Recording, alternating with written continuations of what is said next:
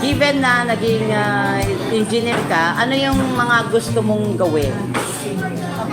When you are already an engineer, ano yung unang gusto mong gawin? Given na may job ka. Pastor. Ako yung pastor mo. Buha tayo na rin. Naano ko sa ano ko eh. Kinakol mo ko na lang eh. Kinakol ka din, Pastor Lord. ko talaga. So, mag-aaral ka muna ng engineering and then magpapastor ka na. Gusto mo. Yun yung inaano mo. Ayoko na lang po siya nang gawin dahil gusto ko lang. Gusto ko yung willing ko talaga gawin. Ayun na nga. Kasi pagka ginawa po siya na hindi po siya gagawin. Oo nga. Ano po eh. Kinakol mo ko na lang eh. Kinakol ka din, Pastor Lord. ko talaga. So, mag-aaral ka muna ng engineering and then magpapastor ka na. Gusto mo. Yun yung inaano mo. Ayoko na lang po siya nang gawin dahil gusto ko lang. Gusto ko yung willing ko talaga gawin. Ayun na nga. Kasi pagka ginawa po siya na hindi po siya gagawin.